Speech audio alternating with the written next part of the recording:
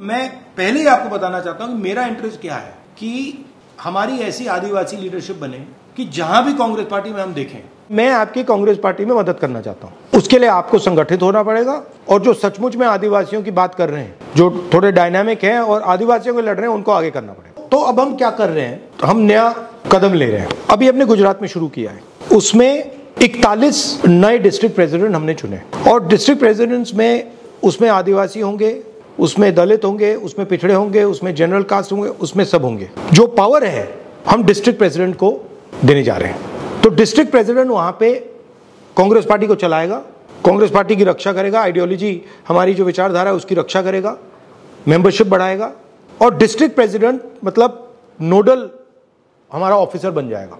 और हम ये 700 हर हिंदुस्तान के हर डिस्ट्रिक्ट में कर रहे हैं। क्योंकि एक प्रॉब्लम आती है, जब अहमदाबाद से डिसीजन लिया जाता है या दिल्ली से लिया जाता है तो बनासकांठा का मतलब उसमें कुछ होता ही नहीं है।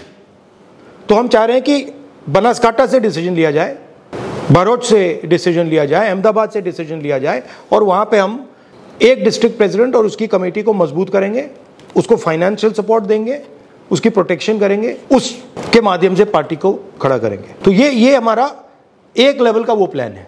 दूसरी बात हमने की है कि हमने इनको आदिवासी यूनिट का चेयरमैन बनाया है। अगर आदिवासी जिला है तो इनका जो संगठन है उससे भी टिकट के बारे में पूछा जाएगा। ये नहीं कि भैया आप आदिवासी संगठन हो, आप उधर दौड़ रहे हो और टिकट का टाइम जब आएगा, पंचायत का टाइम जब आएगा, जिला परिषद का टाइम आएगा, आपका कुछ लेना देना नहीं। तो ये हम स्ट्रक्चर बना रहे हैं, इसमें टाइम लगेगा, बट हम चाहते हैं कि हर स्टेट में अगर हम देखें तो 10-15 डायनामिक आदिवासी नेता हमें दिखे। जो आदिवासी खुश नहीं है बिकॉज उसके पास जो उसकी प्रोग्रेस होनी चाहिए थी, जो उसका विकास होना चाहिए, उसको नहीं मिला। तो अगर आप उससे कहोगे यार देखो हमने ये किया वो कहेगा हाँ यार वो तो सब ठीक है मगर मेरी हालत देख जी। तो हमें फ्यूचर की बात करनी है, हमें कहना है कि देखो भैया हम आपके लिए ये और ये करने जा रहे हैं। अब आप बोलिए। सर आपने सब कुछ ही बोल दिया, जो बोलना जो हम बताना चाहते थे सब कुछ बोल दिया। जब से डिजिटलाइजेशन हुआ है लैंड का, सबसे ज़्यादा मार अगर किसी ने खाया है तो वो ट्राइबल्स ने खाया। सर इतने गलत तरीके से क्यों सर आई टेल यू, इतने गलत तरीके से लैंड डिजिटलाइजेशन हुआ है कि गलत लोगों का नाम चढ़ा दिया गया है। सर किसी का अगर 5 एकड़ जमीन था उसको 0 कर दिया गया है, ओनरशिप बदल दिया गया है। सर बस बेसिकली चोरी कर दी है। एब्सोल्युटली तो इसको ठीक कैसे किया जाएगा सर? क्योंकि लैंड डिजिटलाइज्ड हुआ है सर। अब आपको अगर चेंज करना है तो आपको डिजिटली चेंज करना है सर। लोग अपना ओरिजिनल हार्ड कॉपी डॉक्यूमेंट्स लेके घूम रहे हैं, उसका कोई मान्यता नहीं है। डिजिटल डॉक्यूमेंट्स को ही मान्यता है। तो मतलब जो इनकरेक्ट डॉक्यूमेंट है उसको मान्यता मिल गई जी सर। लीगली अगर कोर्ट भी जा रहे हैं आदिवासी तो सर उनको कितना अंडरस्टैंडिंग है लीगल चीज़ों का। केस को जानबूझ के पेंडिंग रखा जाता है, आदिवासी फॉलो अप नहीं कर पाता है सर। उसके पास मोबाइल है, स्मार्टफोन तो है नहीं, छोटा फ़ोन किसी के पास वो भी नहीं, वो डेट तक नहीं फॉलो अप कर पाता है। अचानक से कोई नया ओनर इरप्ट हो जाता है लैंड का और कोर्ट का जजमेंट दे दिया जाता है, ओनरशिप को कंटेस्ट भी नहीं किया जा रहा है सर। ट्राइबल्स के लिए अलग से एक लीगल काउंसिल बनाया जाए जो कि ट्राइबल के लैंड इश्यूज़ को कंटेस्ट करे, आर्ग्यू करे। सर आज आप भी जानते हैं कि कोर्ट में कौन बैठे हुए हैं सर और कौन हमारा भला चाहता है। So that is a major issue sir वहाँ पे, क्योंकि लैंड है। ये क्या किए हैं कि इसमें मेजर जो फॉरेस्ट राइट्स एक्ट का जो अधिनियम है, जिसमें वन अधिकार का जो कमेटी बनना है, जिसमें 101% ट्राइबल्स रहेंगे सर। एक भी जगह नहीं बनाए हैं सर, ना उसको पावर है सर कि वो डिसीजन करेगा, और अगर वो डिसीजन कर गया तो कलेक्टर को भी पावर नहीं है कि वो उसको इग्नोर करे, पर उसको डीपली किसी कहीं नहीं बताए।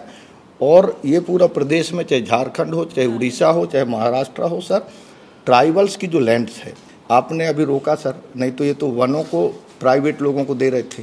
आपने एक पूरे देश में जो आदिवासी के अर्थ वाली बात की कि आदिवासी का मेन मीनिंग क्या है।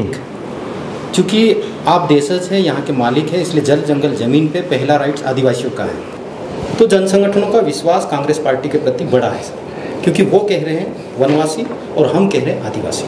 लेकिन आपने एक बात महत्वपूर्ण की सर, यूनिटी की, एकता की। हम संगठित नहीं है। आरएसएस इस बेस पे काम कर रहा है सर हमारे क्षेत्र में एक। तो इसके लिए हमको कुछ ना कुछ बड़े लेवल पे जाके सोचना पड़ेगा कि इसका सॉर्ट आउट क्या करें। गुजरात में सर जल जंगल ज़मीन की बात की है, इसमें पूरे गुजरात में ये 30 साल में बीजेपी सरकार ने शेड्यूल ट्राइब एरिया है हमारा, बनासकांठा में अंबाजी हो, अरवली में शामला जी हो, दाहोद डिस्ट्रिक्ट हो, अब अभी आप राजपीपला में केवड़िया कॉलोनी हो, ये सापुतारा नांग में भी इश्यू है। पूरी जमीन आदिवासियों की बीजेपी सरकार ने उद्योगपतियों को दे दी। इसके लिए हम लड़ते हैं, कोर्ट में भी लड़ते हैं। लेकिन आपने जो बोला है कि 2027 में गुजरात में कांग्रेस की सरकार को लाके भाजपा सरकार को उखाड़ के फेंक देंगे। जहाँ जहाँ पर सर शहरीकरण हो रहा है उनकी जमीन लगातार सर खत्म होते जा रही है सर। इस पे हम कैसे रोके, कैसे इसको रोके, कानून को कैसे हम प्रभावी करें सर, प्रभावी रूप से हम कैसे कानून को लागू कराएं सर, ये हमारे लिए बड़ा चैलेंज है सर। और आदिवासियों को सिर्फ कांग्रेस पे ही विश्वास है सर, क्योंकि उनके जंगल जमीन की बात कांग्रेस ही करती है। आरएसएस तो उसको वनांचल कह रही है सर, आरएसएस तो उसको वनवासी कह रही है, आरएसएस उसको हिंदुत्व की ओर सीधे ले जाना चाह रही है, उसका वजूद को ही समाप्त करना चाह रही है।